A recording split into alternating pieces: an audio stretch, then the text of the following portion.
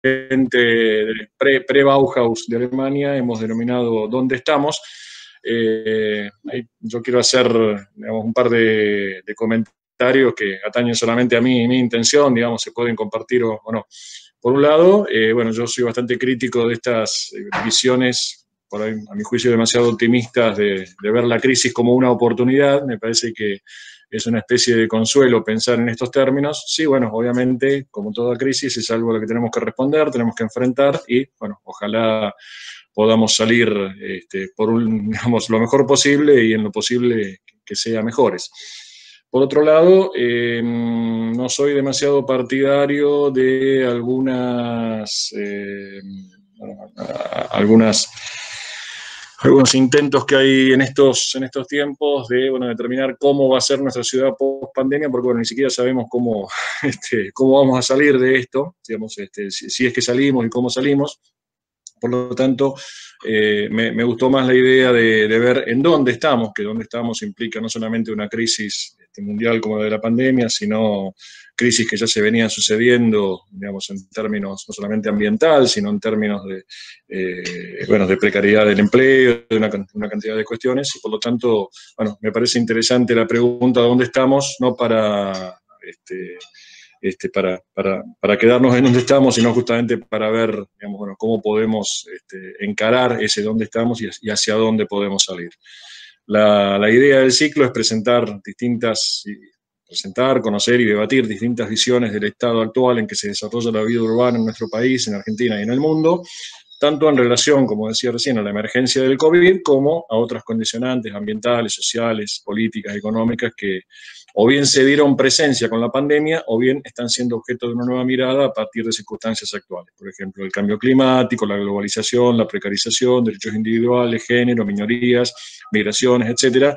Todos estos temas que hasta hace 3, 4 meses antes de la pandemia eran, bueno, motivo de muchas discusiones y era motivo también de discutir dónde estábamos respecto a eso, y bueno, y a todo esto se agrega una emergencia sanitaria.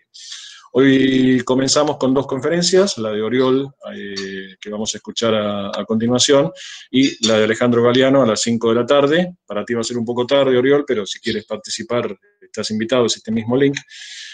La conferencia de Oriol Estela Barnet tiene como título "Y ahora, ¿cómo definimos una estrategia urbana?". Oriol es economista y geógrafo, trabaja en desarrollo económico local desde hace 25 años, primero en la consultoría para administraciones públicas y luego desde la administración. Fue jefe de la Oficina de Estrategias para el Desarrollo Económico de la provincia de Barcelona y actualmente, desde junio de 2016, es coordinador general del Plan Estratégico Metropolitano de Barcelona. Bueno, Oriol, quedas entonces con tu público y bueno, muchas gracias nuevamente por participar de esto.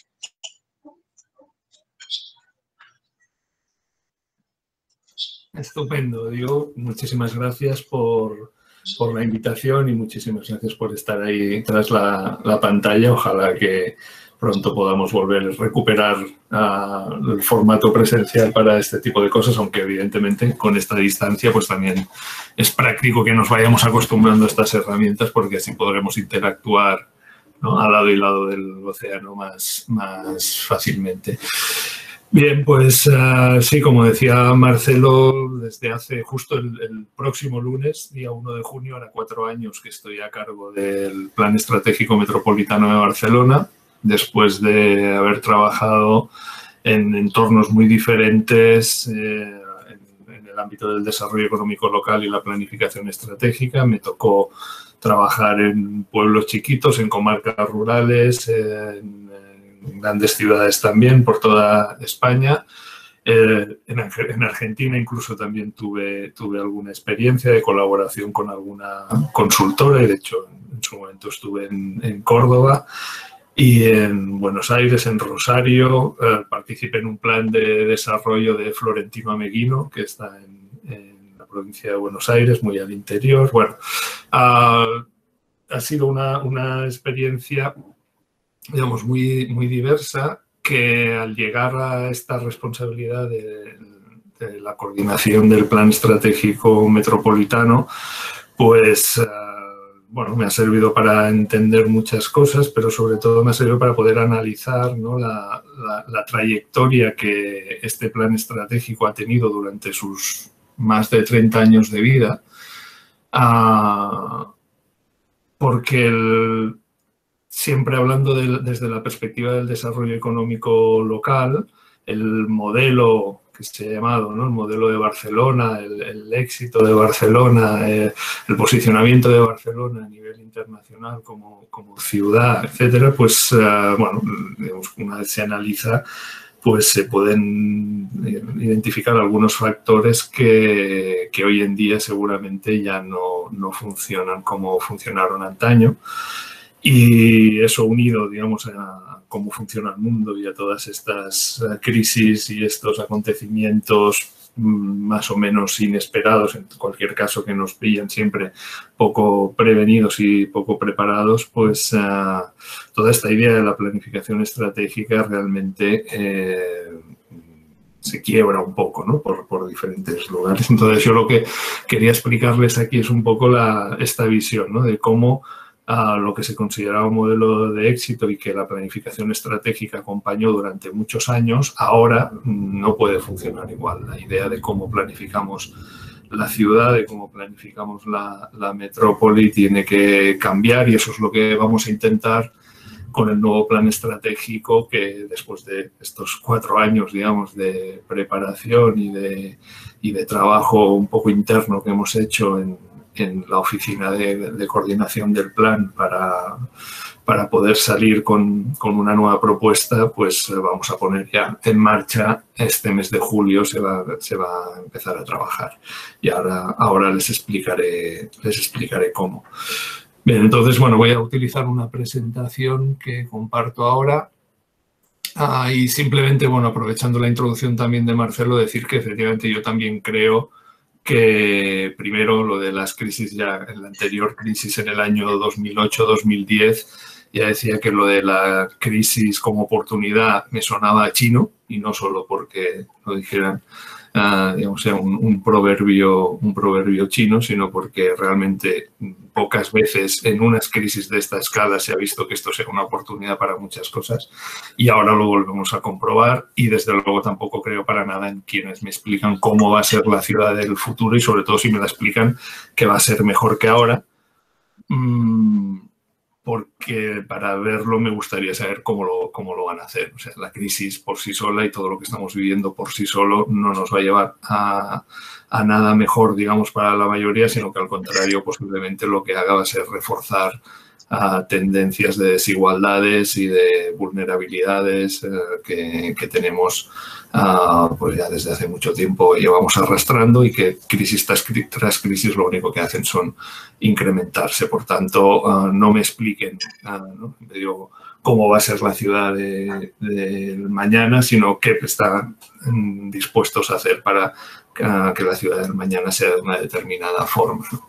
Eso es lo que vamos a intentar hacer un poco con el plan estratégico.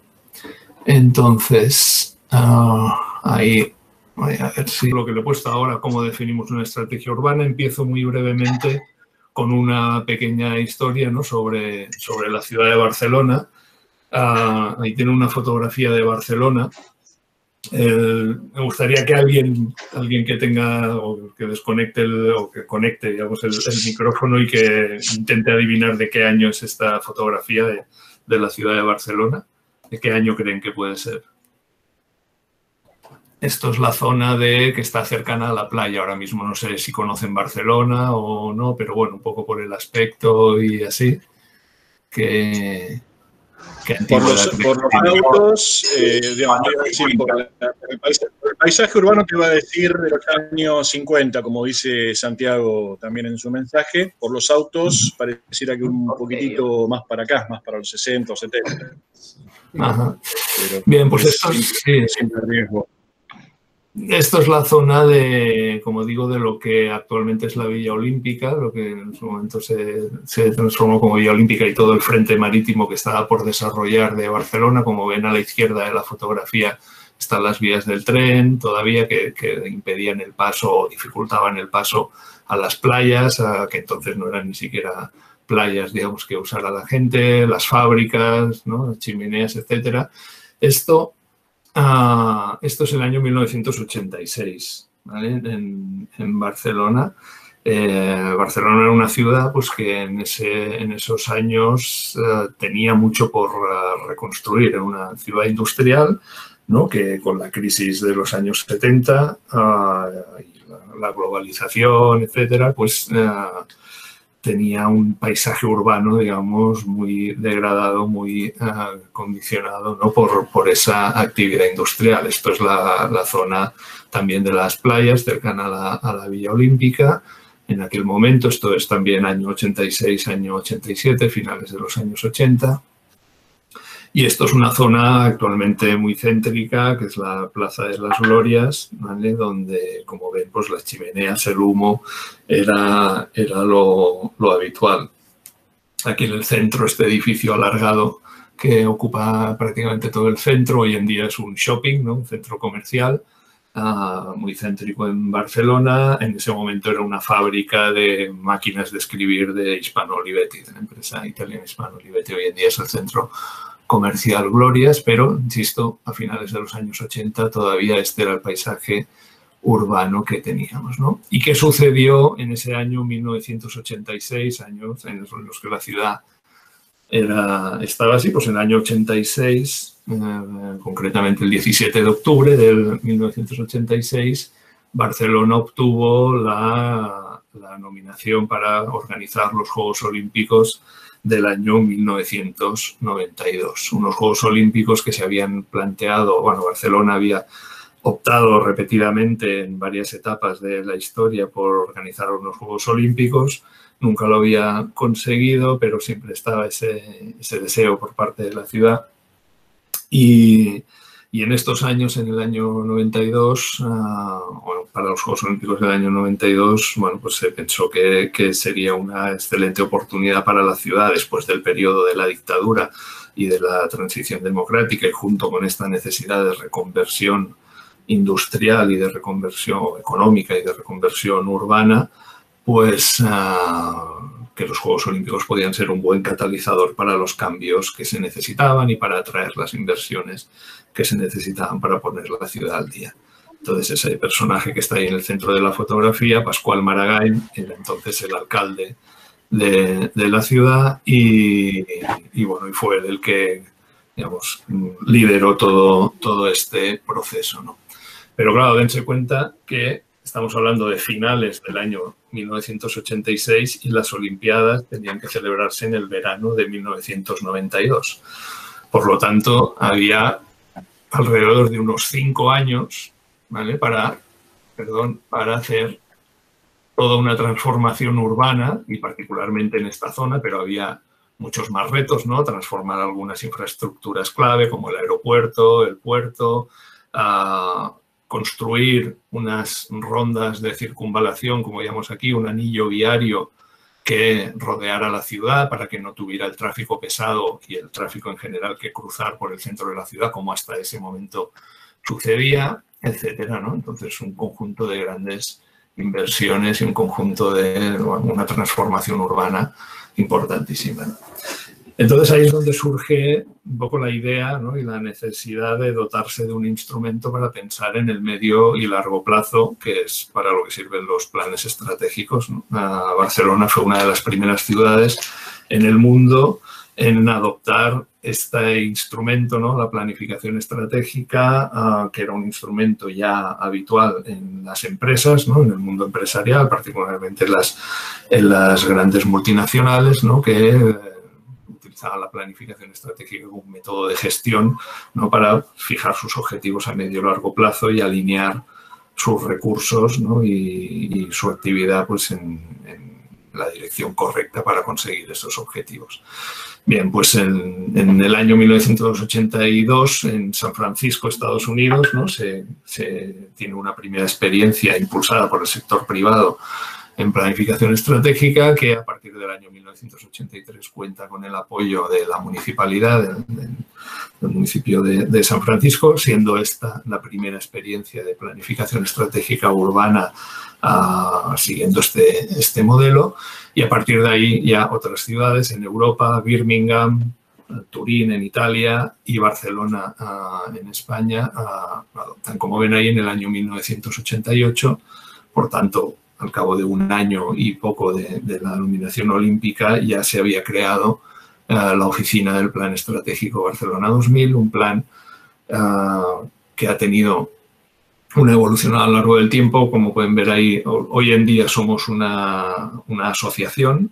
Esto empezó como una oficina municipal, pero luego para tener un espacio de colaboración público-privada y con las diferentes instituciones, se formalizó en una asociación que hoy en día es la Asociación Plan Estratégico Metropolitano de Barcelona, una asociación sin ánimo de lucro y de derecho privado, pero que está participada por las administraciones públicas, los diferentes niveles de gobierno y por un conjunto de actores económicos y sociales de la metrópolis de Barcelona.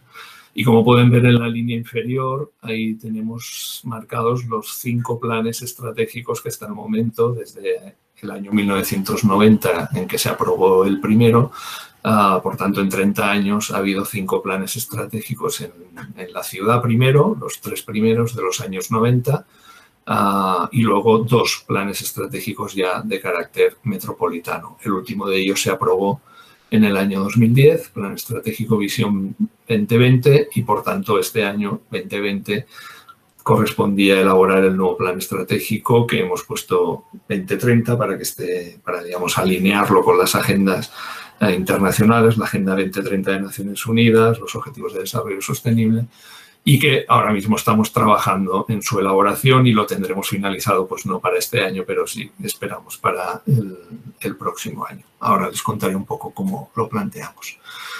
Pero bueno, lo importante en este caso para mí es que nos demos cuenta, que nos fijemos en que estos 5 planes estratégicos que se han hecho hasta el momento, insisto, 3 de ciudad, 2 metropolitanos, han estado siempre muy alineados con una idea y con un modelo de ciudad muy claro, ¿no? Que es el de la ciudad, de la globalización, de la competitividad, ¿no? La competencia entre ciudades para atraer inversiones, para atraer talento, para atraer visitantes, para atraer digamos, cualquier cosa que se considere positiva para la dinamización económica.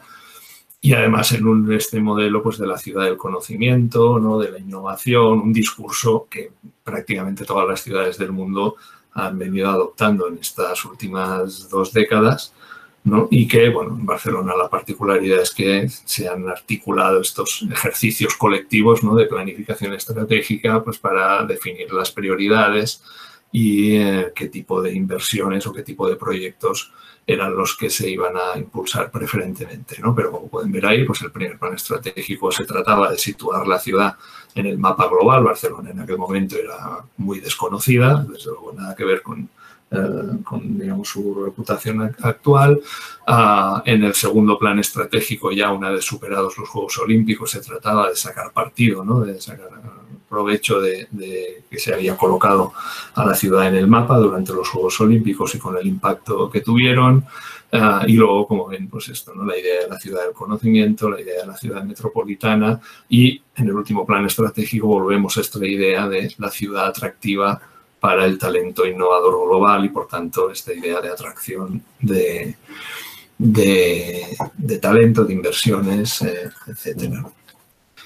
Y bien, esto es un proyecto, Barcelona in the Rankings, de una organización privada, Barcelona Global, que lo que ha hecho ha sido, lo pueden consultar en su página web, ¿no? Es recoger un poco dónde se sitúa Barcelona en diferentes tipos de rankings internacionales, ¿no? Relacionados pues, con la marca de ciudad, relacionados con cultura y creatividad, con la proyección futura, con la emprendeduría, con la competitividad, con el conocimiento, con la innovación, con el turismo, etcétera.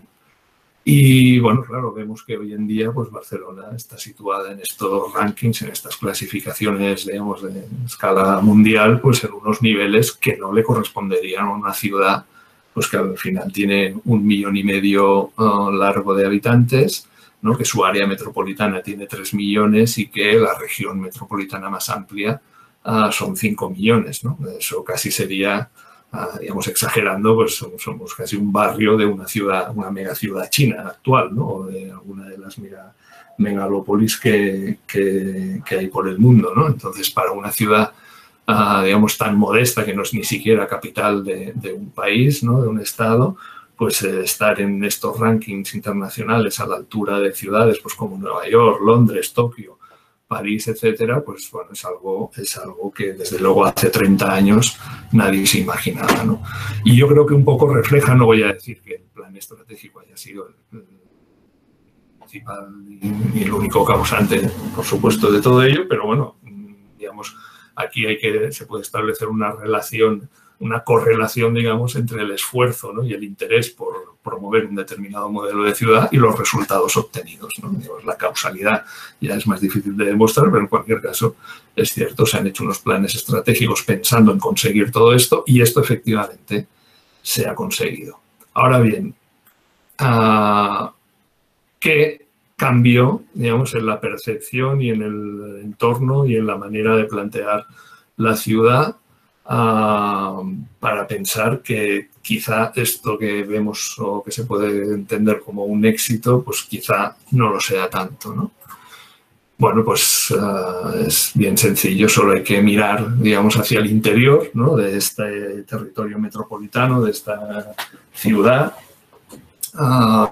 En este caso nos fijamos en la ciudad de 3 millones de habitantes, por tanto en el área metropolitana de Barcelona, que es la ciudad de Barcelona y los 35 municipios que la rodean, ¿no?, un continuo urbano de unos 3 millones de habitantes, y vemos que efectivamente el desarrollo, digamos, de la ciudad desde los años 80 hasta pues, el año 2006, justo en la antesala de la crisis financiera de 2008, permitió una reducción progresiva de los niveles de desigualdad. Tienen ahí representado el índice de Gini de renta, de ingresos de la población metropolitana, ¿no? Y el índice de Gini, ya saben que cuanto más cercano a cero, pues menor desigualdad, cuanto más cercano a 1, más desigualdad.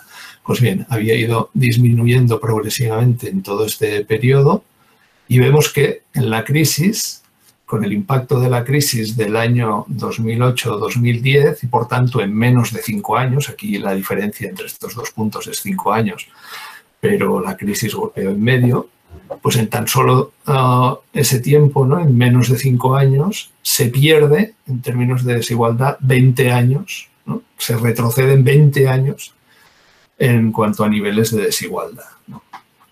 Lo cual solo tiene una lectura posible y es que el modelo sobre el que se sustentaba todo esto pues era extremadamente frágil, ¿no?, y vulnerable y que por tanto, bueno, pues el éxito que se le atribuye al modelo pues era bastante relativo, ¿no? A día de hoy, aquí el dato último que sale es de 2016, pero los datos en los que nos manejamos ahora todavía, y bueno, ya veremos ahora justo cuando tengamos datos ya después del impacto del coronavirus y de toda esta crisis, pues será todavía peor, pero todavía nos encontrábamos 10 años, digamos, atrás, o sea, llevamos una década perdida todavía en términos de reducción de las desigualdades. Y no solo eso, sino que además, en términos de segregación urbana y, por tanto, digamos, de concentración de la riqueza y de la pobreza en el territorio metropolitano, eso que tienen ahí representado es la región metropolitana y es un territorio más amplio, el de los 5 millones de habitantes que les comentaba, 164 municipios.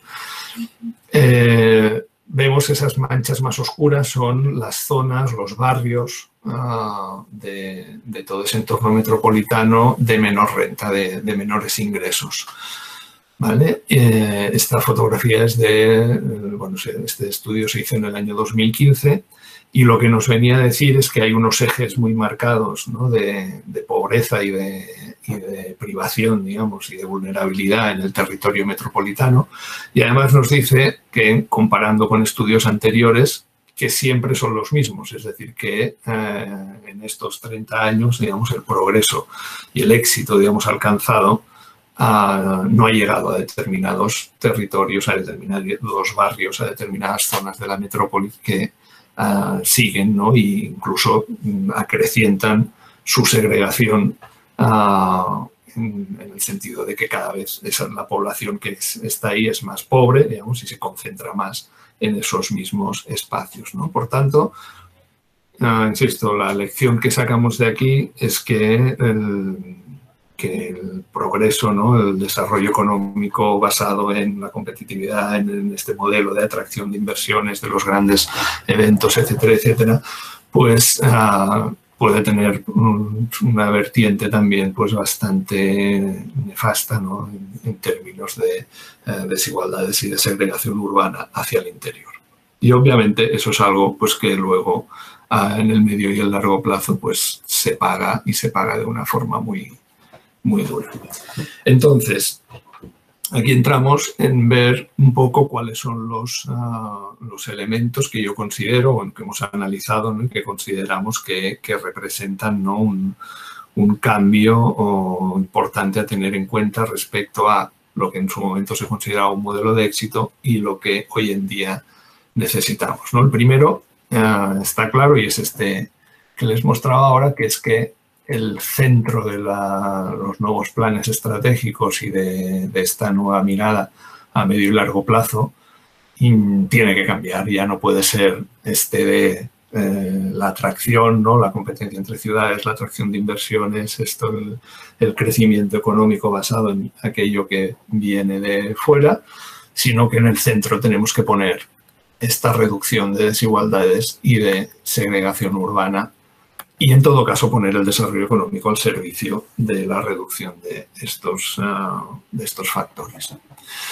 Ese es el primer elemento fundamental, y por ello el nuevo plan estratégico que vamos a hacer, que estamos empezando a trabajar con el Horizonte 2030, pues tiene exactamente esa formulación en su objetivo central, ¿no?, reducción de desigualdades y de la segregación urbana en el contexto de la emergencia climática. Por supuesto, esto es muy diferente, ¿no?, plantear un plan estratégico, una visión, una estrategia a medio y largo plazo con este elemento, ¿no?, como objetivo central, que no con los que teníamos anteriormente. Por tanto, pues es todo un reto ya ese planteamiento.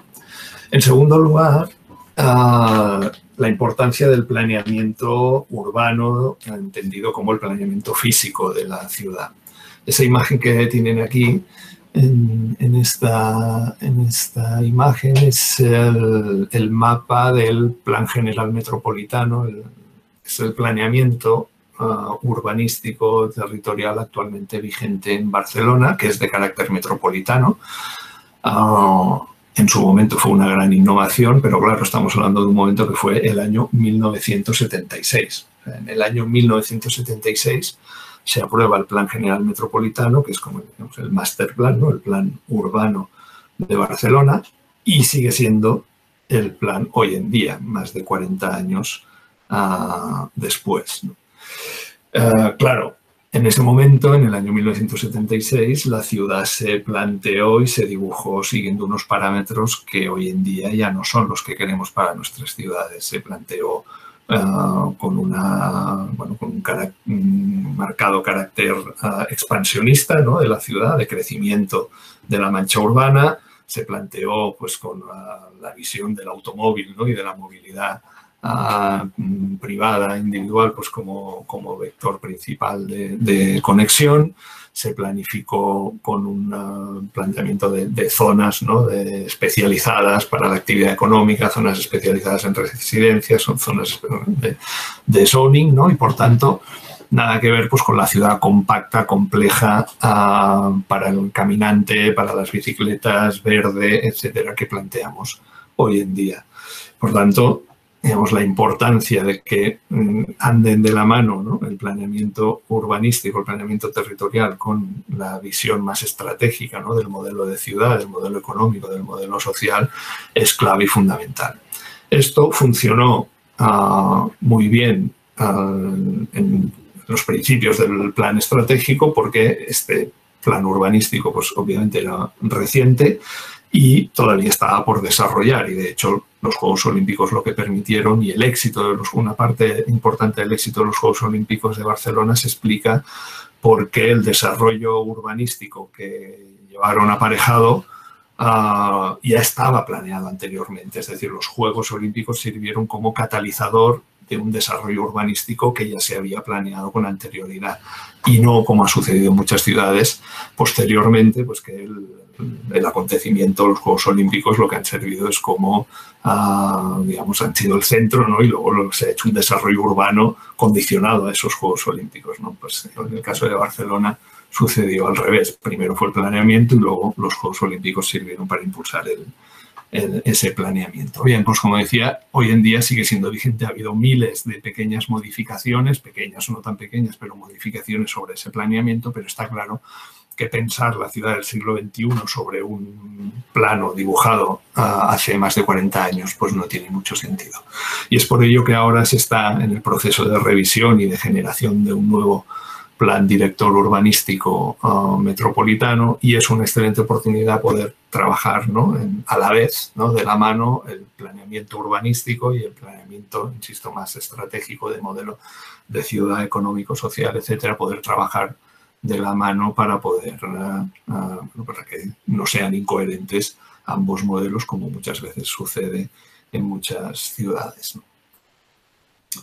Otra lección muy importante y que tiene que ver con los eventos, ¿no? Con este modelo que en su momento Barcelona, ¿no? Pues esto, al ser muy exitoso el tema de la celebración de los Juegos Olímpicos, pues inmediatamente ya lo siguiente era pensar qué evento vamos a hacer nuevo, ¿no? Para darle otro impulso a la ciudad. Y no sé si conocen, en el año 2004 pues se celebró el Foro Universal de las Culturas y aquello fue un estrepitoso fracaso, desde luego, tanto en términos comparativos con los Juegos Olímpicos como en términos absolutos, se puede decir. Y esta idea, ¿no? De lo importante es el evento, ¿no? Que en los Juegos Olímpicos no había sido tanto así, ¿no? Los Juegos Olímpicos fueron muy importantes, pero lo importante era que sirvieron para la transformación de la ciudad. El error que se cometió en el Foro de las Culturas, que fue el contrario, ¿no? Fue, vamos a hacer este acontecimiento y a partir de ahí vamos a desarrollar una parte de la ciudad que queda por desarrollar.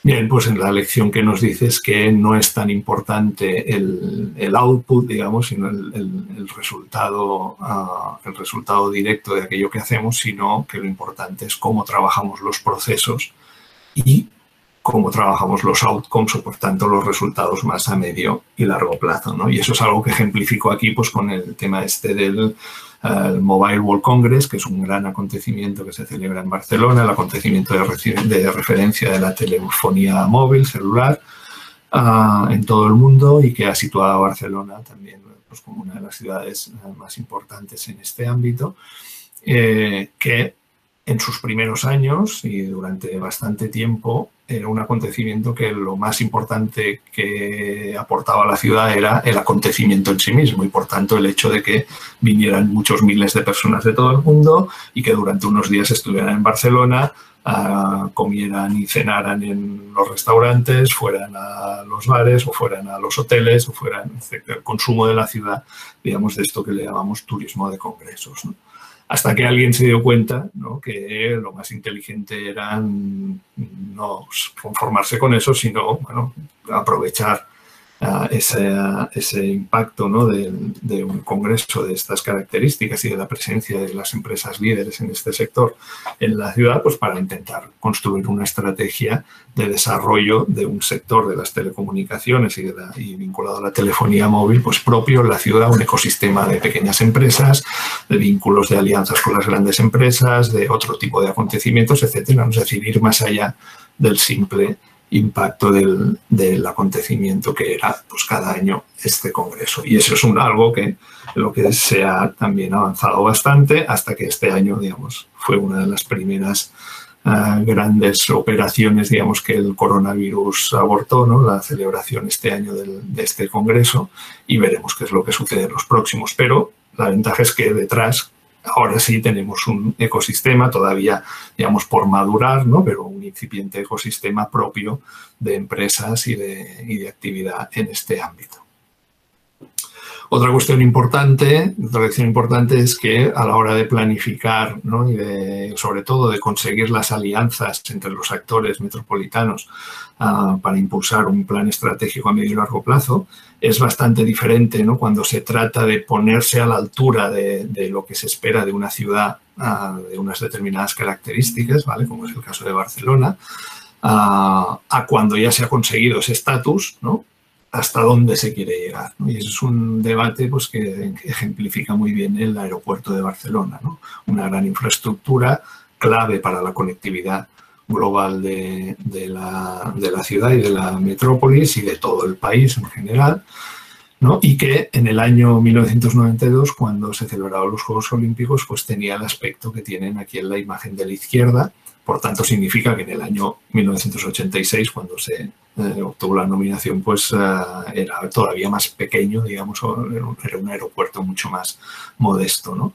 Lo que hoy en día, o lo que en aquel momento, en el año 1992, era el aeropuerto de Barcelona, que es lo que aparece en esta imagen, hoy en día es la segunda terminal del aeropuerto, que tiene una primera terminal mucho más grande y con mucha más capacidad.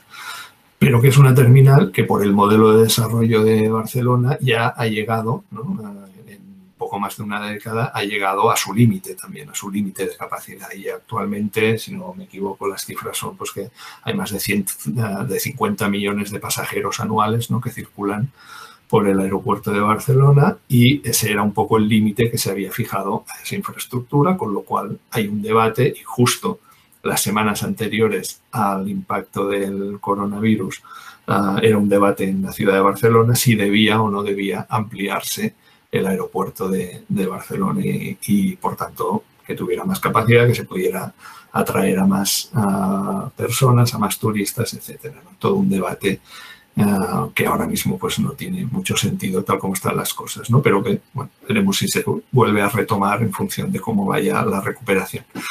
En cualquier caso, la idea es que en aquel momento era muy fácil ponerse de acuerdo los diferentes niveles de gobierno y ponerse de acuerdo con los diferentes actores de que en Barcelona hacía falta un aeropuerto pues, más acorde con la ciudad, ¿no? con el tamaño de la ciudad, con sus aspiraciones, etcétera. Pero hoy en día, una vez que ya tenemos un aeropuerto en una ciudad que ya está muy saturada turísticamente, que bueno, ya es uno de los aeropuertos que cuenta con mayor tráfico de toda Europa y a nivel mundial, pues también tiene un papel destacado, etcétera. La pregunta es, bueno, ¿y cuál es el límite, ¿no? ¿Vamos a seguir creciendo o vamos a intentar sacar un mejor provecho, ¿no? Hacer una gestión más eficiente del conjunto de infraestructuras con las que contamos en el territorio? Y lo que tienen a la derecha pues es un mapa de Cataluña, de la región donde está Barcelona. Barcelona está aquí en el centro, en la parte de la costa, en la zona más o menos central. Y las manchitas que hay de color pues son los diferentes aeropuertos con los que cuenta Cataluña y por tanto que están, digamos que a una hora en auto o en tren pues de la ciudad de Barcelona, ¿no? Entonces, aquí la pregunta es, ¿tenemos que hacer un aeropuerto más grande? ¿Tenemos que aprovechar este sistema, ¿no? de pequeños aeropuertos y construir otro modelo, ¿no? aprovechando las infraestructuras que ya tenemos? Bueno, ahí ya se abren otros debates y, por tanto, se hace más complejo un poco el alcanzar determinados acuerdos, ¿no? para el impulso de inversiones clave, ¿no? Otro elemento diferenciador claramente es el político, ¿no? Es el mapa político y los liderazgos. En aquel momento, años 88, año 90, 92, como decía, había un alcalde, Pascual Maragall, que tenía un fuerte liderazgo, que además tenía un respaldo político importante en toda el área metropolitana de Barcelona, que es lo que representa este mapa, los 36 municipios del área metropolitana de Barcelona, y que en el mapa de la parte superior representa las elecciones en el año 2007. No he encontrado un mapa similar todavía de los años 90, pero si nos fuéramos a los años 90 seguramente el color sería todavía más homogéneo de un partido político, en este caso era el Partido Socialista, pero fíjense solo en 8 años, en el año 2015, cómo había cambiado el mapa, ¿no? Y cuántos colores aparecen ahí de diferentes partidos políticos que habían ganado las elecciones en cada uno de los municipios. Y no solo eso, sino que además lo habían hecho en la mayoría de casos con unas mayorías, valga la redundancia, muy exiguas que les obligaban a hacer pactos de 3, 4, incluso hasta 5 partidos políticos diferentes. Por tanto, digamos, una difuminación, como dice ahí, del liderazgo, ¿no? Porque la política, ¿no? Los partidos políticos y la representación política se atomiza de tal modo que hace muy difícil, digamos, que se pueda emerger una figura, pues como en aquellos momentos de liderazgo, ¿no? En todo esto que les explico, no juzgo, desde luego, lo que es mejor o que es peor. Simplemente intento poner de manifiesto el grado de complejidad, ¿no? Mucho mayor que tiene hoy en día el intentar planear la ciudad, y de ahí venía la pregunta del título de esta intervención, ¿no? Otro elemento interesante es esta idea de los actores del territorio, ¿no? Los actores económicos y sociales, ¿no? Esta fotografía que aparece aquí es bastante irrepetible. Es el momento en el que el alcalde de Barcelona, Pasqual Maragall, le entrega al rey de España en el año 1990 el primer plan estratégico de la ciudad, ¿no? Y bueno, digo, es una foto que difícilmente hoy se repetiría por muchas circunstancias, entre otras porque, como ven, aquí hay una fila entera, pues, de señores, todos señores con sus trajes y sus corbatas, excepto uno que aparece aquí sin corbata, que era representante sindical, pero los demás, pues bueno, ahí formalmente, ¿no? Hay que entregar al rey ese documento. Aquí, más que la escenografía, lo importante es que ciertamente estas 15 personas que hay puestas aquí en fila eran las que manejaban, ¿no? Y las que tomaban las decisiones sobre la ciudad. O sea, eran de las instituciones, de estos actores económicos y sociales, ¿no? Que cuando se reunían tomaban decisiones que tenían un verdadero impacto en la transformación de la ciudad y en las políticas públicas que se llevaban a cabo, ¿no? Incluso, pues, en este caso, en el plan estratégico también. Esto ha cambiado enormemente hoy en día también, por lo menos aquí, digamos, el impacto, ¿no? O la incidencia que puedan tener sobre las políticas públicas los actores, pues también se ha hecho mucho más complejo. Esta fotografía, por ejemplo, representa la Mesa por la Movilidad de la ciudad de Barcelona. Por tanto, digamos, donde antes en una quincena de instituciones, ¿no? Podían determinar, ¿no? Todo un plan estratégico de una ciudad, hoy en día necesitamos a más de un centenar de instituciones de todo tipo para poder determinar cuáles son las políticas de movilidad para esa ciudad, ¿vale? Por tanto, insisto, se hace mucho más complejo, también mucho más rico y, por supuesto, mucho más diverso y, por tanto, más democrático y más plural. Pero pues, lo que se hace también es mucho más complejo a la hora de planificar. Del mismo modo que hace mucho más complejo el planificar, bueno, pues, digamos, el carácter de los movimientos de protesta y de los movimientos que surgen ante determinados conflictos urbanos, ¿no? Algo que se ha analizado mucho, ¿no? en los últimos años, sobre todo a partir de la crisis anterior, con los movimientos de 15M en España o el Occupy Wall Street en Estados Unidos, etcétera, etcétera. Aquí lo que quiero ilustrar un poco con la fotografía superior es el momento en el que, de nuevo, el alcalde entonces de Barcelona, rodeado de los representantes, también todos hombres, de los diferentes niveles de gobierno, ¿no? Del regional, del Estado, etcétera, celebraban con los ciudadanos y ciudadanas de Barcelona la nominación olímpica, ¿no? en un acto público. Esa foto, ¿no? Esa imagen del consenso y de la ciudadanía, ¿no? Pues la ciudadanía entregada de alguna forma a los líderes políticos. Yo siempre digo que si hubiera existido Twitter, a lo mejor no se hubiesen podido hacer los Juegos Olímpicos en Barcelona, ¿no? Porque solo, digamos, con el impacto que tiene las movilizaciones, ¿no? Las protestas, digamos, las redes sociales, cómo actúan, ¿no? Para amplificar, para también fortalecer los movimientos sociales y hacer patentes, ¿no? Pues las protestas y las disconformidades y, digamos, las reclamaciones de la población hoy en día pues no tienen nada que ver con los de hace 30 años, ¿no? Y ahí vemos pues que en Barcelona, por ejemplo, es manifiesto, ¿no? Pues un movimiento, por ejemplo, en contra de la masificación turística, que pues tiene mucha visibilidad y que, bueno, que es capaz pues de frenar y de condicionar pues muchas inversiones o muchos proyectos, ¿no? Que tienen que ver con el desarrollo turístico de la ciudad, ¿no? En muchos casos diríamos que afortunadamente, en cualquier caso, insisto, no se trata de que sea bueno o malo, se trata de que es un elemento más de complejidad a la hora de planificar la ciudad. Y bueno, y por último, en este repaso si le añadimos, ya que ya no estamos hablando de una ciudad con unos límites administrativos, con una alcalde o una alcaldesa, ¿no? Pues que tiene un determinado poder, unas determinadas competencias que ejercer en ese territorio, sino que hablamos de una metrópoli que no se corresponde a la ciudad real con los límites administrativos y que, por tanto, aunque se intente hacer un nivel de gobierno metropolitano como tenemos aquí en Barcelona, pero, insisto, solo cubre el territorio y la población de 36 municipios, cuando la ciudad real abarca más de 100, bueno, pues es también todo un reto, ¿no? Cómo planteamos las complicidades, ¿no? Y las alianzas que se necesitan para gobernar un territorio metropolitano cuando no existe un gobierno, un nivel de gobierno de esa magnitud.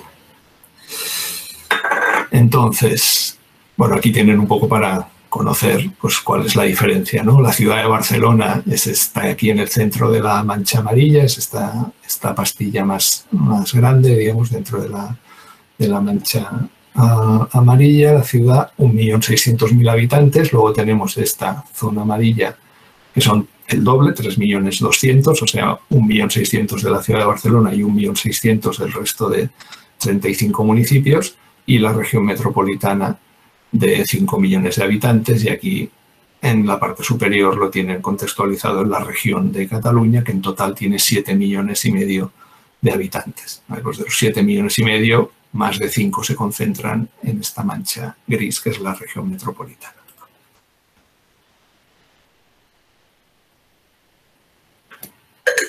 Entonces, perdón, estaba viendo. Entonces, la pregunta es, bien, viendo todo esto, ¿realmente es posible planificar hoy en día una ciudad? ¿Es posible establecer una estrategia?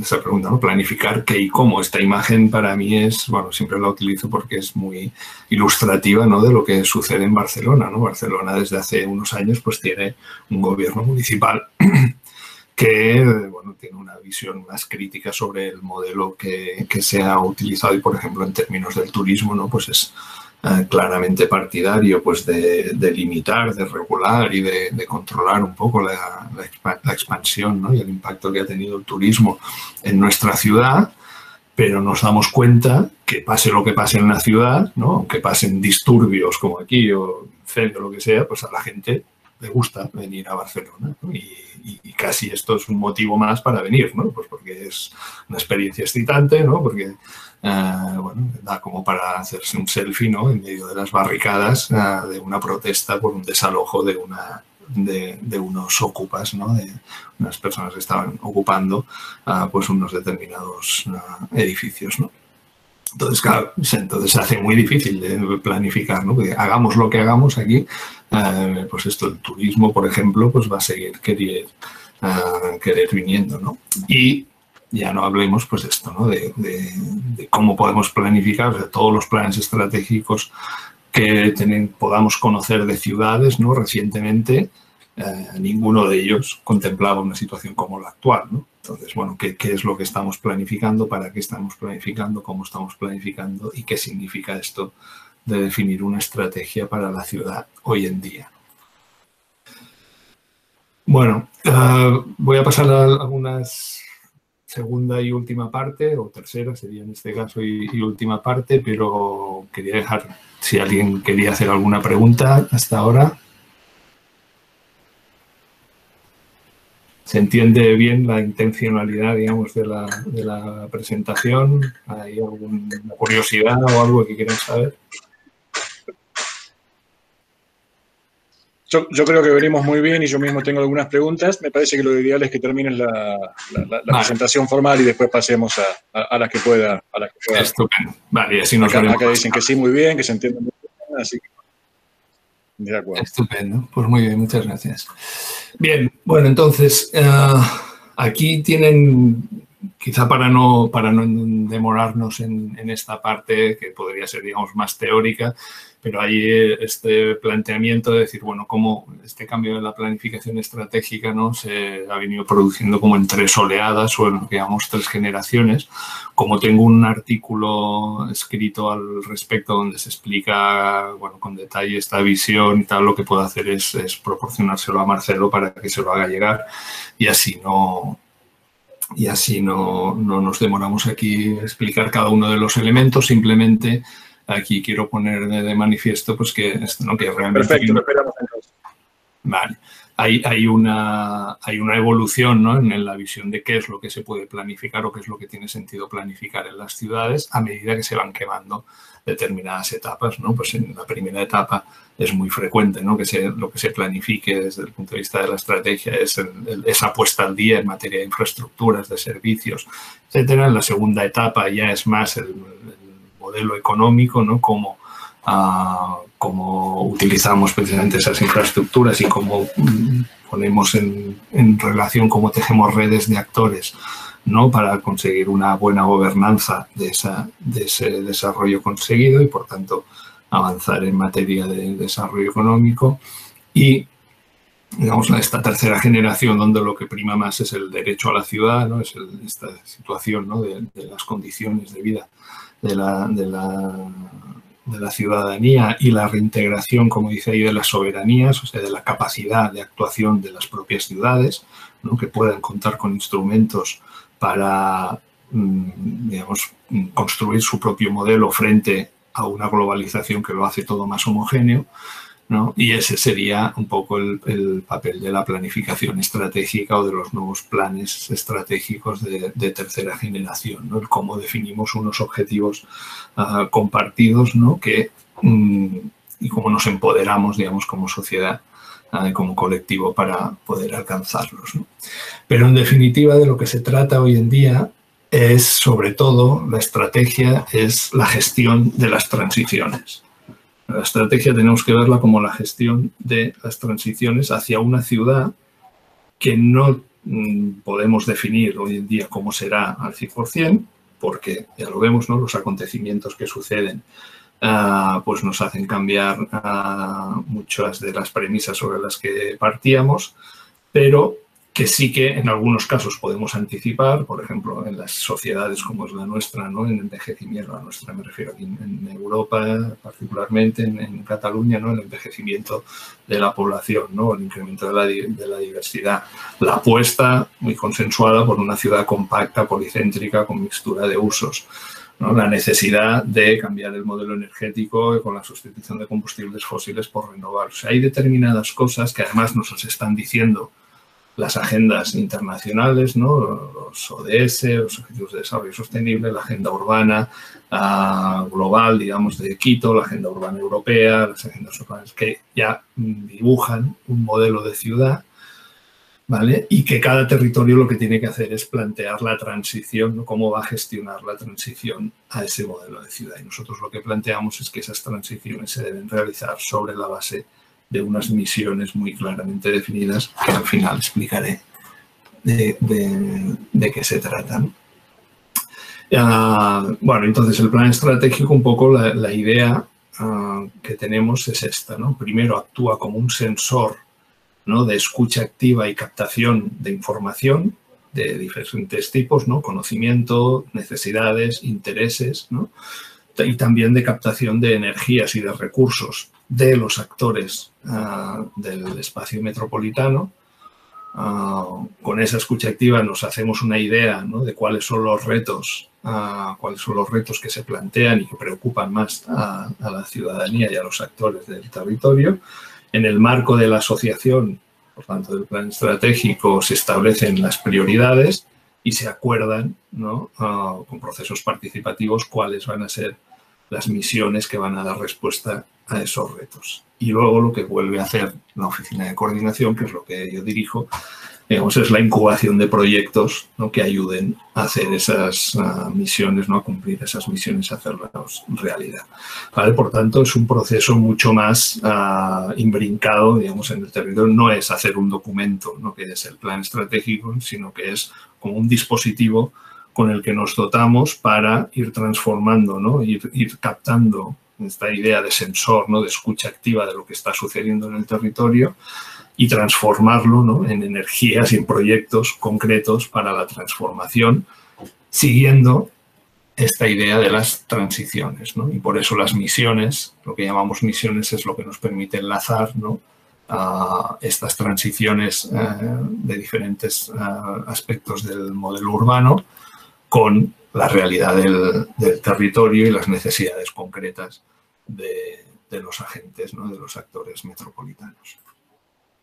Entonces, bueno, la idea es esta, ¿no? La escucha, ¿no?, el sensor, el trabajo de sensor, pues se hace a partir de diferentes elementos, ¿no? Nuestro equipo, el equipo de la Oficina de Coordinación del Plan Estratégico, pues está permanentemente, ¿no?, conectado y recibiendo, digamos, el conocimiento, pues, que surge de las redes de ciudades, de plataformas de la sociedad civil local, los medios de comunicación, de los procesos de participación ciudadana, observatorios, centros de investigación, etcétera, porque, digamos, por lo menos en Barcelona tenemos la suerte ya de que tenemos un ecosistema de todos estos elementos, pues, ya muy consolidado, y por tanto no es algo que tengamos que hacer nosotros, sino que ya viene dado. Pero sí que hace falta alguien que recoja todo este conocimiento, recoja todas las propuestas que de aquí emergen, conozca, ¿no?, tenga bien mapeados los actores, tenga bien mapeados los proyectos para luego intentar alinearlos en unos objetivos comunes, compartidos, y que ayuden, digamos, que acompañen a estas transiciones, ¿no? Y bueno, es un poco lo que se explica aquí sobre la incubación, ¿no? La presentación también se la haré llegar a Marcelo, y así también la pueden disponer de ella, pero básicamente nuestro trabajo es de incubar, ¿no?, esas relaciones entre los diferentes actores, de facilitar, ¿no?, la colaboración y de alinear a los actores en unos objetivos determinados, ¿no? Y este es un poco el esquema en el que trabajamos hoy en día, ¿no? Para ordenar todo esto. Tenemos todo un eje que se refiere a la metrópoli resiliente.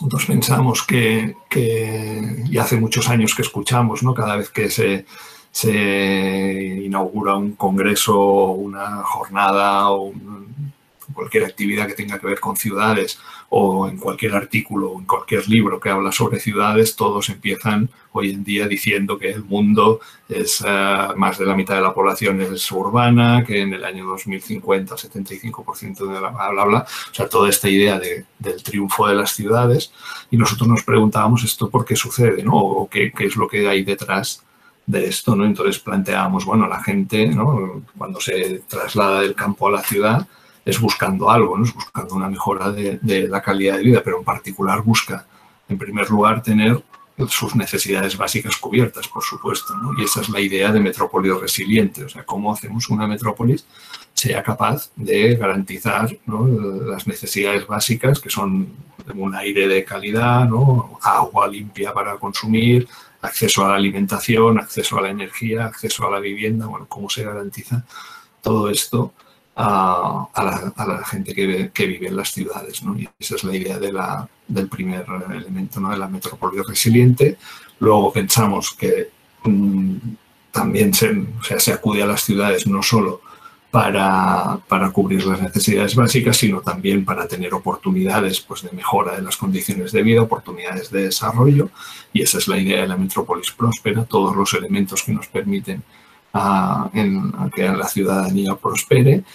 pero necesitamos, porque sabemos que nuestro modelo de desarrollo mucho tendría que cambiar para que no fuera generador de desigualdades. Por tanto, las desigualdades, la generación de desigualdades es inherente al modelo de desarrollo, por muy matizado que lo apliquemos hoy en día, y por tanto necesitamos un pilar específico para esta idea de la metrópolis cohesionada y por tanto de trabajar específicamente a la igualdad de oportunidades, ¿no?, para todo el mundo. En cualquier caso, los mecanismos de redistribución y de predistribución adecuados para conseguir esa cohesión. Y bien, ese es un poco el planteamiento que hacía al respecto. Y bueno, me he alargado mucho, pero ahí lo dejo. No, pero ha sido muy interesante, así que no hay ningún problema con los pocos minutos de más que hemos tenido. Bueno, quedan abiertas las preguntas, las pueden formular por mensaje o directamente abren el micrófono y las realizan. Yo arranco, aprovecho digamos, las ventajas del moderador para ser yo el primero en preguntar. Bueno, tengo una cantidad de preguntas que surgen de lo que has presentado, Oriol, pero bueno, hay una que nos interesa mucho a quienes trabajamos en estas cuestiones en Argentina.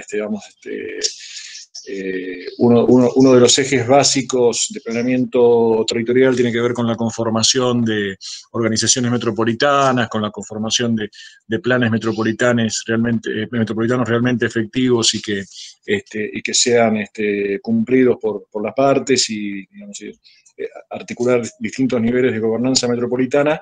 Bueno, ¿cómo podés ampliar un poquito más haría una pregunta muy cruda, que es cómo respetan los municipios ajenos a Barcelona, tanto los que forman parte de la mancomunidad metropolitana como los que no están institucionalizados, cuál es su nivel cómo se involucran y cómo toman, cómo reciben, cómo responden a un plan metropolitano que obviamente tiene una ciudad muy hegemónica como es Barcelona por su propia naturaleza.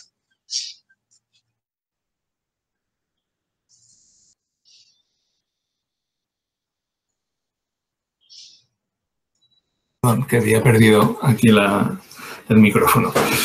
Vamos a ver, aquí hay dos cuestiones importantes. La primera, claro, en el momento en el que la realidad metropolitana se institucionaliza de alguna forma, bueno, ahí hay unas reglas del juego, ¿no? Y por tanto, pues ya hay una forma de... A ver, que no se escucha. ¿Ahora se escucha? Yo ahora te estoy escuchando. Hace un rato no se escuchaba y ahora sí. Así vale, que vale. ya está resuelto. Vale, estupendo, vale. Sí, se escucha. Bien, pues no, digo que por un lado, una vez se institucionaliza un nivel de gobierno, digamos, metropolitano, ahí hay unas reglas del juego y, por tanto, digamos, el funcionamiento ahí es claro, aunque eso no garantiza realmente que las políticas sean metropolitanas. Me explico.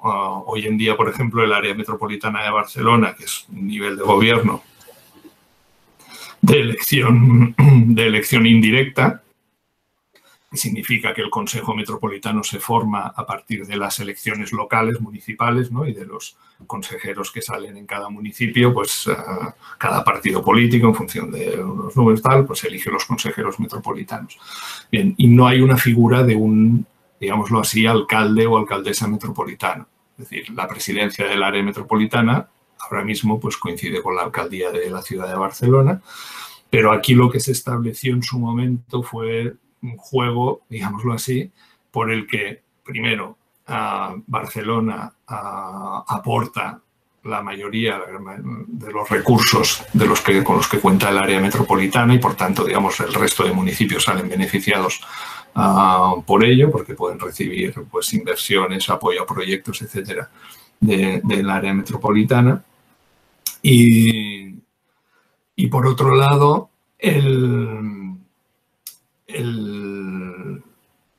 digamos, el sistema de gobernanza no hace política, no es tanto de hacer políticas metropolitanas como de dar apoyo a los municipios para que hagan sus políticas en una clave, digamos, metropolitana, pero no hay políticas estrictamente metropolitanas. No sé si se ve la diferencia, ¿eh? O sea, el área metropolitana actúa más como apoyo a la cooperación de los municipios y a que puedan disponer de mejores servicios, etcétera, pero realmente en muy pocas ocasiones hace proyectos de escala metropolitana. Lo que significa es esto, que los municipios que no son la ciudad de Barcelona, sobre todo, pues se benefician de pertenecer a una organización, ¿no?, que les proporciona más unos recursos adicionales, ¿no?, que vienen en gran parte, pues, de la propia ciudad de Barcelona, que tiene más capacidad, pues para financiar estos servicios, obras, etcétera.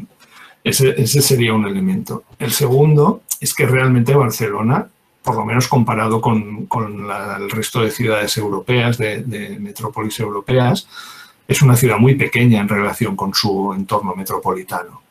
Al final estamos hablando de esto, de que respecto al área metropolitana es solo la mitad de la población. Es cierto que el resto está repartida en 35 municipios, pero en el resto de capitales y de ciudades de metrópolis europeas el peso de la ciudad central en términos de habitantes es mucho mayor. Madrid, Londres, París, Roma. No, Roma quizás es el único caso similar a Barcelona, en el que la ciudad central no tiene tanto peso como... tiene un peso, pues, de esto del 50% o inferior del conjunto de la metrópolis, ¿no? Entonces, eso también, digamos que condiciona mucho el peso real que pueda tener Barcelona, que si lo tiene es porque el resto está muy fragmentado, ¿no? Son municipios algunos muy, muy pequeñitos, ¿no? Pero no aquí se ha querido trabajar mucho esta idea de metrópolis policéntrica, ¿no?, que durante un tiempo funcionó, o parecía que iba a funcionar bastante bien, pero yo creo que precisamente por el modelo económico adoptado, ¿no?, impulsado en Barcelona, esto ha acabado haciendo que la ciudad de Barcelona, en términos económicos, tenga un peso muchísimo más grande del que le correspondería en términos de población. Y ahí es donde hoy en día están los principales problemas, digamos, de relación con el resto de municipios metropolitanos. ¿Por qué? Pues porque, como dije antes, en su momento, ¿no?, el planeamiento urbanístico lo que buscaba era la especialización en zonas, ¿no?, de la actividad económica, lo que aquí llamamos polígonos industriales o polígonos de actividad económica. Y claro, estos se fueron a situar fuera de la ciudad y se fueron a situar en el área metropolitana. Hoy en día, gran parte de estos polígonos están, pues, semi-abandonados, están con muy poca actividad. ¿Por qué? Pues porque el modelo económico ha cambiado y lo que ahora tiene más tirón, digamos, económico, ¿no?, y donde se atraen más inversiones y donde todo el mundo quiere estar, pues es en el centro de las ciudades, en particular en el centro de Barcelona, en la zona del 22 Arroba, que fue una gran operación para la ciudad de Barcelona, pero que tuvo esa contrapartida con el territorio metropolitano, ¿no? Entonces, realmente... al final, ¿no?, la idea del funcionamiento de la metrópoli, bueno, es muy complicado, insisto, incluso existiendo instituciones que le den formalidad, ¿no?, porque se basa mucho, pues, esto, en entender las interdependencias, en la generosidad, digamos, de unos y en la capacidad de entender, ¿no?, las dependencias de otros, y por eso nosotros siempre hablamos de que no nos gusta que se diga que Barcelona va a hacer un plan estratégico con visión metropolitana, que es algo que se ha dicho muchas veces, sino que va a ser un plan metropolitano y, por tanto, no se va a tener solo en cuenta lo que Barcelona necesita o puede ofrecer a su entorno metropolitano, sino que se va a buscar una relación más igualitaria o más equilibrada, digamos, entre necesidades, porque al final, insisto, hay más población fuera de los límites de la ciudad de Barcelona que dentro, ¿no?, en este área metropolitana. Pero el problema fundamental es la hiperfragmentación, ¿no?, en municipios. O sea, tenemos muchos municipios, algunos muy pequeños, y eso es lo que provoca, ¿no?, también que Barcelona, sin serlo, ¿no?, pues tenga más capacidad, o sea, más poder dentro de este conjunto, ¿no? Sí, sí. Bien, Mauro Tartavini, ¿cómo estás, Mauro? Que es docente de nuestra carrera en la asignatura de infraestructura, equipamientos y servicios. Pregunta, en cuanto a la movilidad, atendiendo el carácter sustentable que debería tener la misma, ¿hacia dónde apunta el planeamiento de Barcelona? ¿Qué medios de transporte priorizan y cómo lo hacen? Pues, bueno, los planes, ahora precisamente estaba a medio elaborar un plan bueno, relacionado con la movilidad a escala metropolitana, pero en cualquier caso se ha tenido muy claro, ¿no? Incluso ha habido actuaciones al respecto de la reducción del uso del vehículo privado, ¿no?, del automóvil. Se ha priorizado sistemas de comunicación, pues como el tranvía, por ejemplo, y de hecho uno de los grandes debates de la anterior legislatura, ¿no?, entre el 2015 y el 2019 fue la conexión de los tranvías, ¿no?, que hoy en día Barcelona tiene 2 sistemas de tranvía, uno en cada extremo de la ciudad, ¿no?, y se trataba de unificarlo, y era algo que parecía que ahora se iba a hacer, pero de nuevo veremos qué es lo que sucede. Y el tema importante era el poner al día, ¿no?, el modernizar todo el sistema que llamamos aquí de cercanías de trenes, ¿no? Tenemos un sistema de cercanías que depende del gobierno nacional, ¿no?, y que está infradotado o infraatendido, digamos, en términos de inversiones, y que debería ser realmente el articulador, digamos, de la movilidad a escala metropolitana, ¿vale? Porque, de hecho, las infraestructuras en muchos casos existen. Desde luego habría que hacer algunas mejoras también en la infraestructura, pero sobre todo lo que está mal gestionado es el servicio también, ¿no? Entonces, esa es una apuesta, digamos, que en teoría con unas inversiones relativamente bajas, digamos, se podrían conseguir mejoras sustanciales de la conectividad. Y luego hay una premisa, bueno, por supuesto, que se está trabajando mucho todo el tema de la bicicleta y obviamente de los paseos peatonales, o sea, de facilitar toda esta movilidad, pero bueno, esto a escala metropolitana es mucho más complicado, ¿no? Pero de lo que se está planteando más, y yo creo que ahora será otro elemento que volverá a surgir con fuerza, es que la mejor movilidad es la que no es necesaria, digámoslo, ¿no? En el sentido de que lo que hay que procurar, y enlazo con lo que comentaba antes con Marcelo, es que exista actividad económica suficiente en todos los núcleos, digamos, urbanos del territorio metropolitano, para evitar, pues, que gente cada día se tenga que desplazar a la ciudad. O piensen que ahora mismo Barcelona, cada día entran 700.000 trabajadores y trabajadoras, ¿no?, que vienen del resto del área metropolitana, ¿no? Y que hay previsiones de crecimiento en la zona del 22 arroba, pues de 5.000 puestos de trabajo anuales, ¿no?, durante los próximos años. Pero en cambio no tenemos vivienda, hay un problema gravísimo de vivienda, ¿no? Entonces todo esto es generar movilidad, y es generar movilidad que, al ritmo que se pueden hacer inversiones públicas, pues lo que hace es favorecer la movilidad privada, ¿no?, y el transporte privado. Entonces, por eso digo que la principal premisa es que la movilidad, ¿no?, el sistema de movilidad debería ser reducir al máximo las necesidades de movilidad. Y ahora, como saben, pues se está hablando mucho de esto de la ciudad de los 15 minutos y, bueno, todos estos modelos urbanos que, insisto, en nuestro caso el planeamiento urbanístico no facilita, porque es un planeamiento del año 1976 y, por tanto, pensado con otros parámetros, ¿no?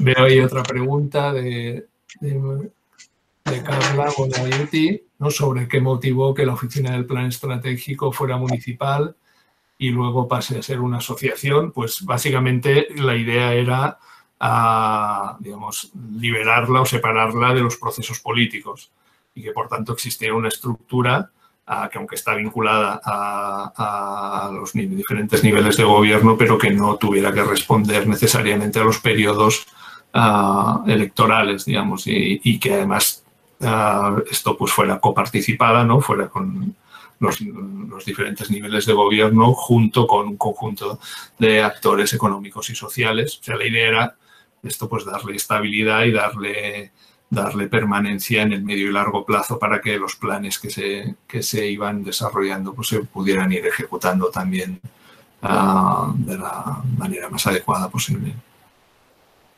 Acá Santiago Politi hace la pregunta del millón. ¿Cómo afectó a la planificación los intentos de independencia de los últimos años y el éxodo, entre comillas, de algunas empresas internacionales? O sea, con las comillas supongo que Santiago quiere preguntar si en realidad hubo tal éxodo.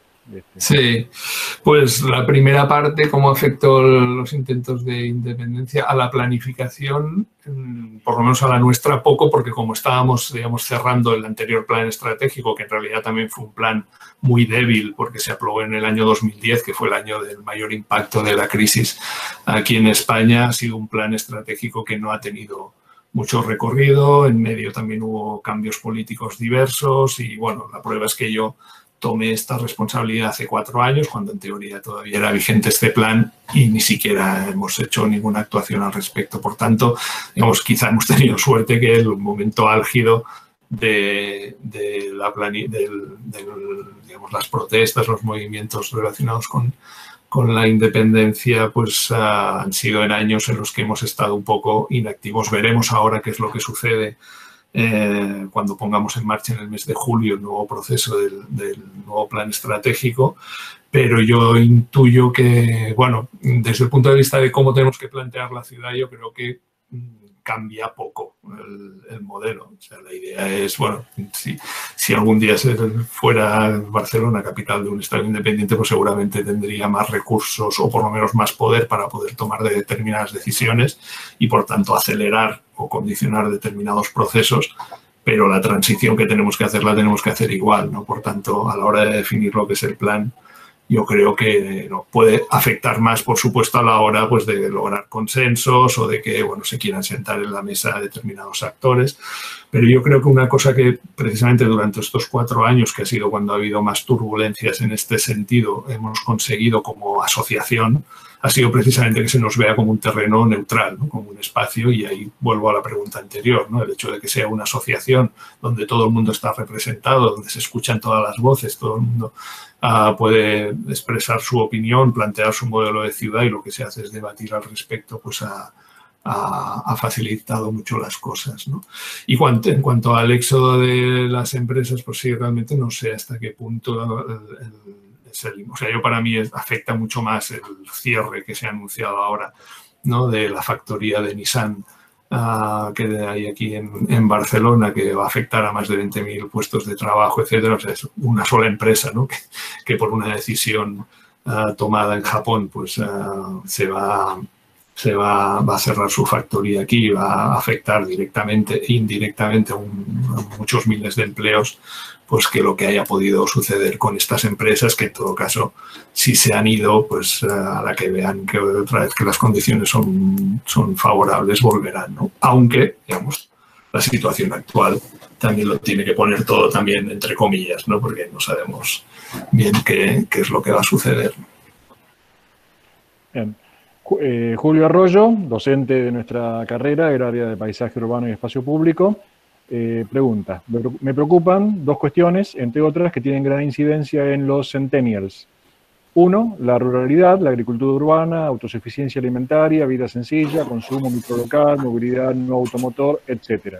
2, virtualidad, reducción de la corporalidad, sexo virtual, complacencia de la vida en redes, aceptación del home working, grupos de afinidad, etc. Quisiera saber si estas cuestiones están siendo eventualmente consideradas por ustedes. Perfecto. Sobre la primera, Totalmente. Es más, el eje que llevamos trabajado con más, el que hemos aprovechado para trabajar durante estos 4 años que no teníamos, digamos así, plan estratégico, pero algo teníamos que hacer o en algo nos teníamos que ir fogueando, ir testando, digamos, esta visión diferente de la planificación estratégica y estas nuevas metodologías, ha sido precisamente en el tema alimentario. Y además hemos conseguido, Barcelona firmó el Pacto de Milán de Políticas Alimentarias Urbanas y se consiguió el año pasado que sea nombrada Capital Mundial de la Alimentación Sostenible para el año 2021, por tanto el próximo año. Y ahí, de nuevo, ¿no? La cuestión no es la importancia de la capitalidad, será porque se va a visibilizar muchas cosas, ¿no? Pero sobre todo porque se ha hecho un trabajo muy importante de construcción de una estrategia alimentaria a escala metropolitana que digamos, va a tener en este acontecimiento un impulso superior, digamos, pero que tiene un horizonte fijado también para el año 2030, ¿no? Por tanto, digamos, aquí todo el trabajo de relación Barcelona tiene una particularidad, por lo menos respecto a las áreas metropolitanas europeas, y es que hay una zona agrícola importante en pleno centro de la metrópolis, es decir, separando el centro de la ciudad de Barcelona del aeropuerto, que quien haya estado en Barcelona pues sabe que está a 15 minutos, a 20 minutos en auto si no hay atascos, o sea que está muy cercano, pues bien cercano hay una zona agrícola importante, ¿no? Y eso se ha preservado con dificultades, pero se ha preservado a lo largo del tiempo y la idea es que no solo que se preserve, sino que siga creciendo, ¿no? Entonces, en materia alimentaria, claramente hay una apuesta muy decidida por el modelo de soberanía alimentaria, de proximidad, etcétera, etcétera. De los otros ámbitos que estaban en este epígrafe, pues la movilidad, pues ya lo he comentado, ¿no? Efectivamente, pues todo lo que sea la movilidad, dejando de lado pues el vehículo privado de combustión fósil, etcétera, pues eso es la prioridad ahora mismo, ¿no? Pero quisiera notar aquí también que no se trata solo de, porque he visto que hablaba de ruralidad, no se trata solo de la cuestión alimentaria, de nuevo porque es una necesidad de Barcelona como gran centro de consumo, ¿no? Pues el poder disponer cerca de producción, sino que queremos también incorporar una nueva relación entre lo urbano y lo rural, ¿no? Y reconectar lo urbano y lo rural y, por tanto, todo este trabajo alrededor de las políticas alimentarias y de la cuestión alimentaria tiene también como objetivo esta reconexión urbano-rural y que en diferentes aspectos, no solo en el alimentario, pues haya un mejor, digamos, una mejor interconexión. Por ejemplo, el otro día estábamos hablando, ¿no?, sobre las explotaciones forestales que hay en el norte de Cataluña, que son clave, ¿no?, para el suministro de agua de la ciudad y de las buenas condiciones, ¿no?, que estén en buenas condiciones esas masas forestales, etcétera, y que puedan drenar bien el agua, bueno, etcétera, el funcionamiento de los sistemas, ¿no? Pues claro, eso en las políticas metropolitanas a nadie se preocupa de eso, ¿no?, en general. Entonces, bueno, ¿cómo conectamos, ¿no?, cómo vemos esa conexión entre ambas esferas?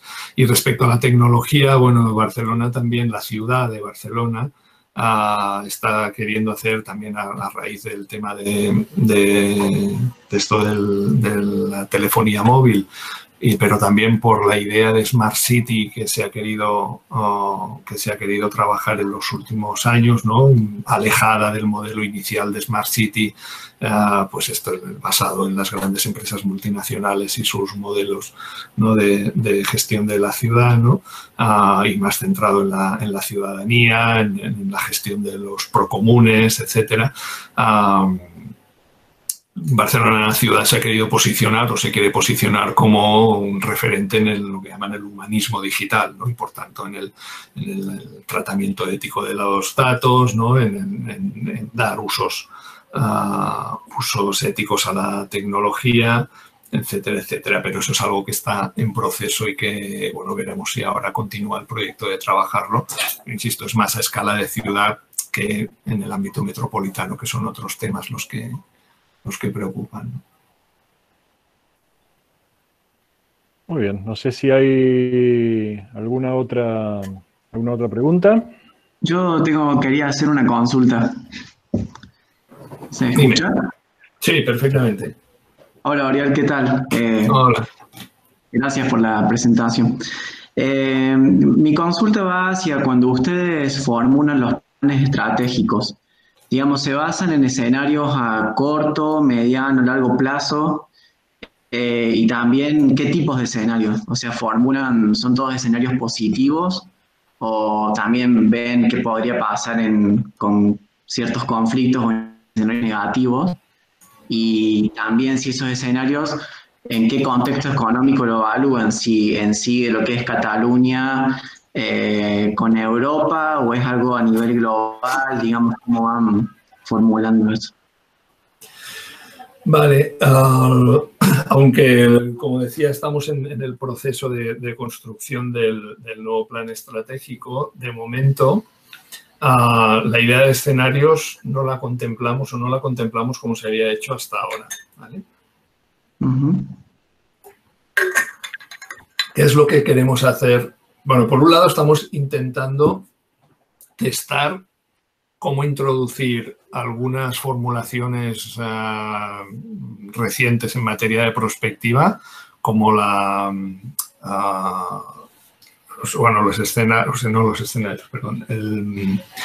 la teoría de los tiempos posnormales, etcétera. Bueno, toda una serie de nuevos desarrollos en este ámbito para ver cómo se pueden aplicar, porque nuestra idea es que no podemos definir un escenario, bueno, yo creo que la palabra lo dice, ¿no? Algo estático, ¿no?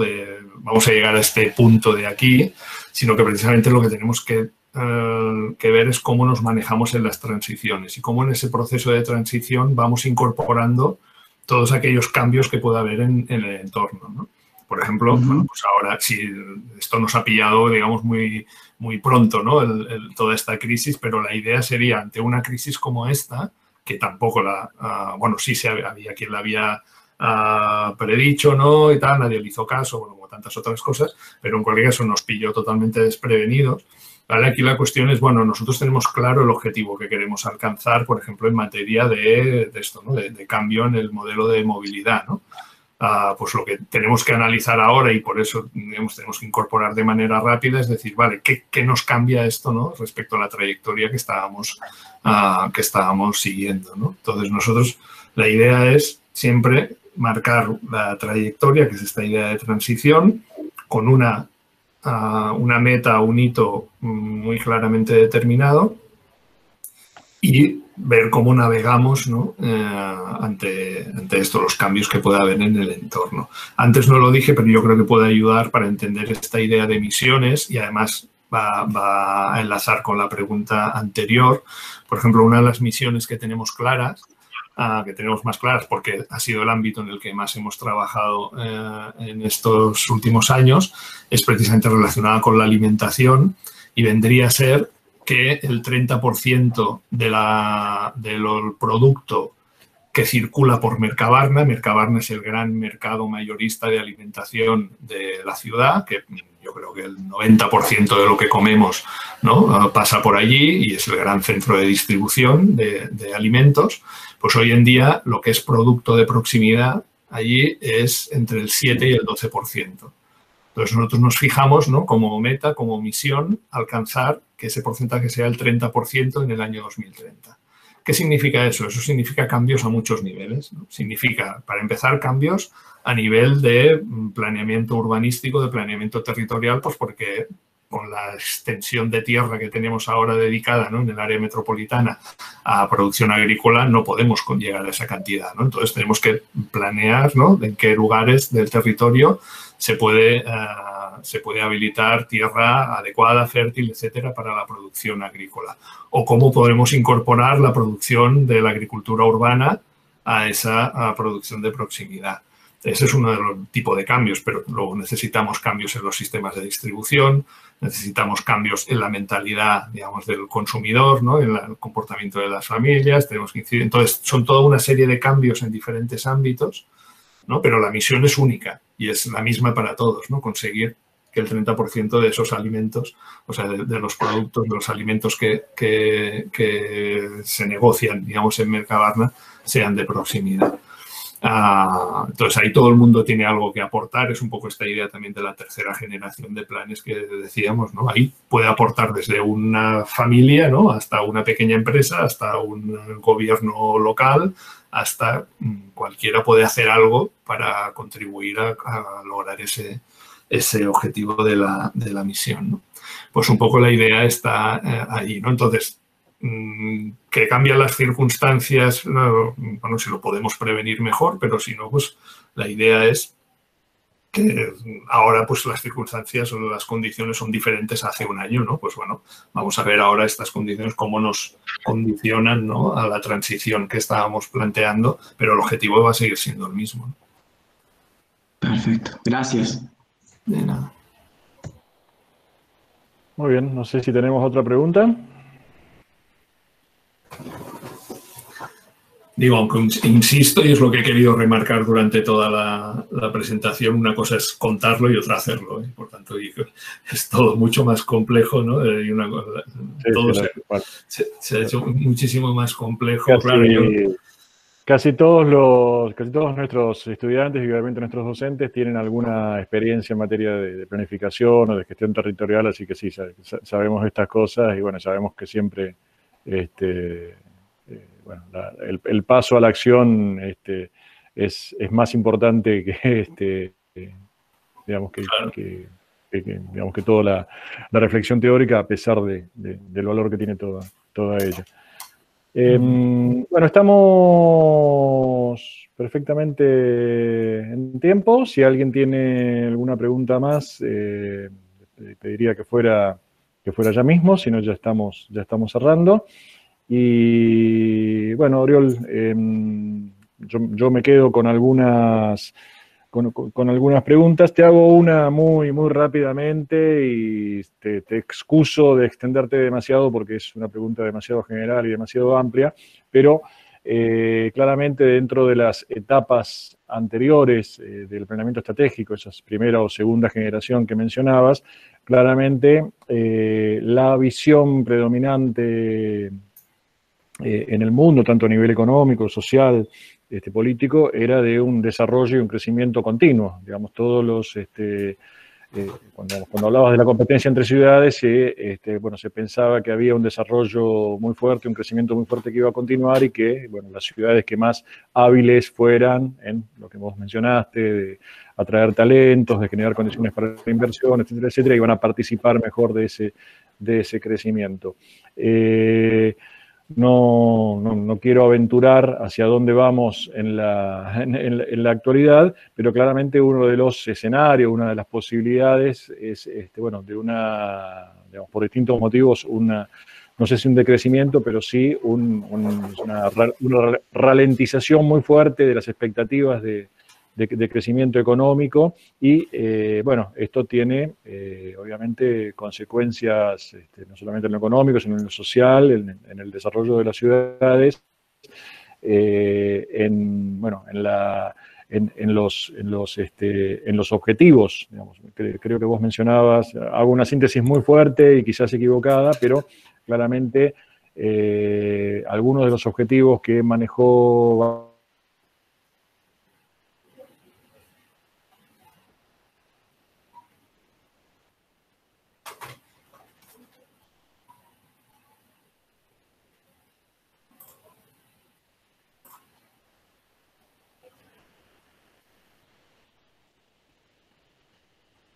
Sí, se le tildó a Marcelo, me parece.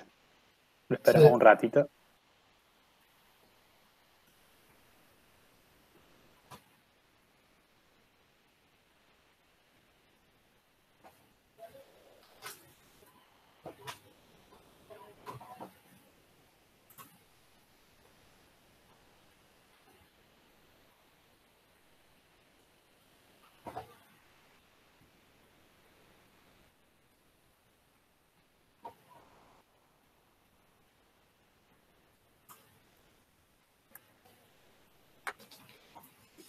Me quedé con la incógnita de la pregunta. Ya va a volver. No sé si alguien más tiene alguna pregunta.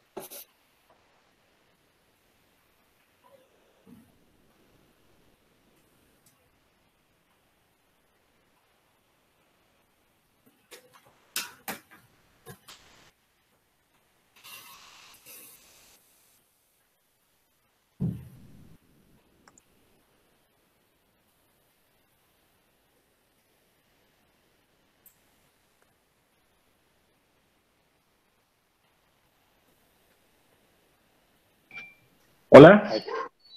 Ahí va. Hola. Hola, bueno, creo que me ha jugado una mala pasada la pregunta que he hecho porque justo se cortó la luz. O sea, dentro de este panorama de crecimiento y demás, se ha cortado la luz en mi casa. No sé si es general en la ciudad o si es solamente en mi barrio. Así, bueno, no sé si has llegado a entender la pregunta. No ha llegado a escucharse.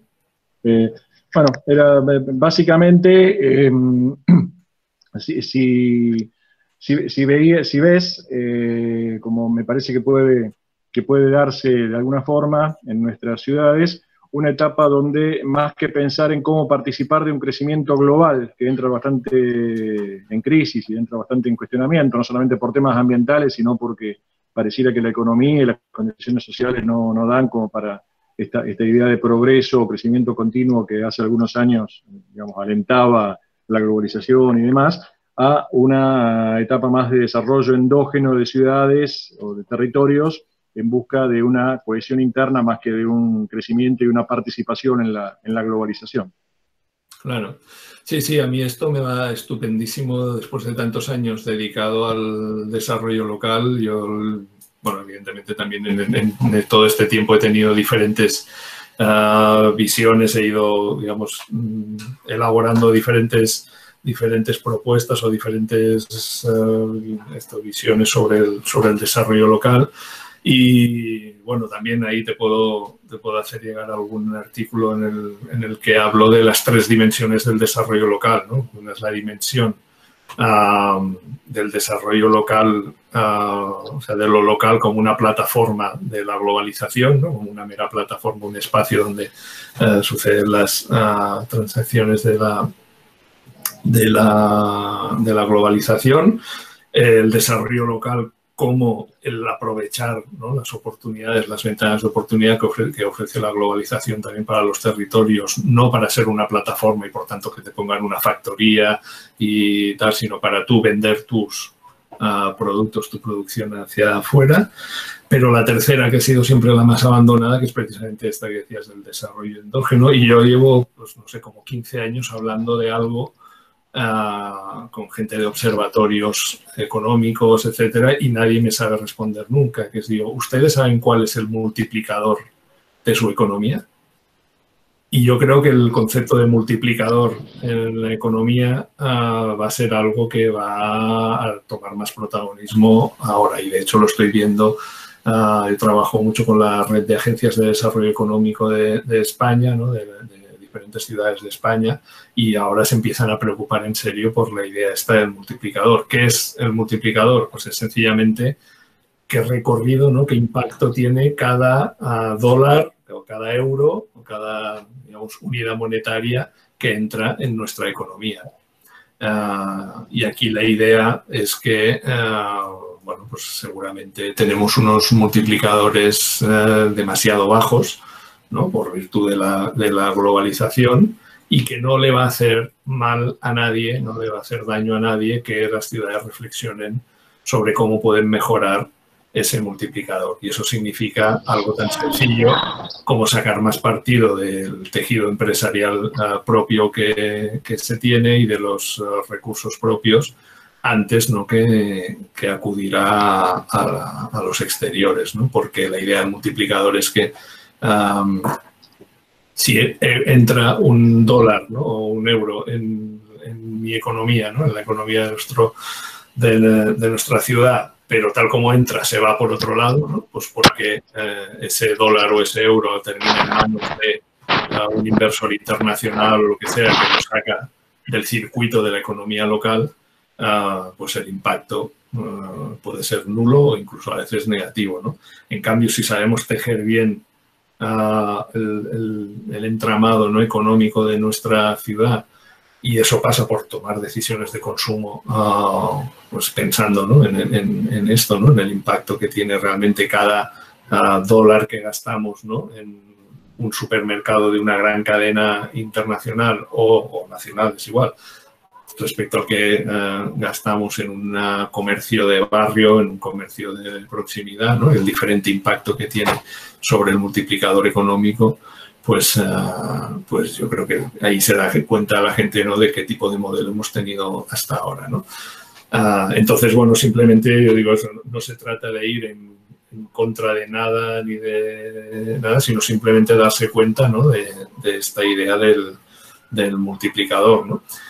Lo hemos tenido muy claro, lo estamos viendo muy claro estos días aquí en Barcelona con este cierre de la factoría de Nissan, ¿no? Hay mucha gente que se está rasgando las vestiduras y diciendo que cómo puede ser que el gobierno no invierta dinero, no esté dando ayudas a esta factoría de Nissan para que permanezca en la ciudad, ¿no? Y yo la primera pregunta que les hago es, le digo, ¿de qué marca es tu coche? ¿No? ¿Tú compraste Nissan o compraste qué otro, no? Porque seguramente la mejor forma de salvar a esa empresa, ¿no?, que para que esté aquí, pues es que pueda tener un negocio, ¿no? Entonces, bueno, pues esa es un poco la filosofía, ¿no?, a menor escala o a diferentes escalas en cuanto a la economía local, ¿no? No se trata de decir no a la globalización, se trata de decir, oigan, pero nos damos cuenta de que si los recursos que tengamos, sean muchos o sean pocos, conseguimos, ¿no?, que impacten más en la economía, ¿no?, y durante más tiempo, y por tanto que tengamos ese multiplicador, digamos, más elevado de la economía, pues vamos a salir beneficiados. Espero que vayan por ahí las cosas.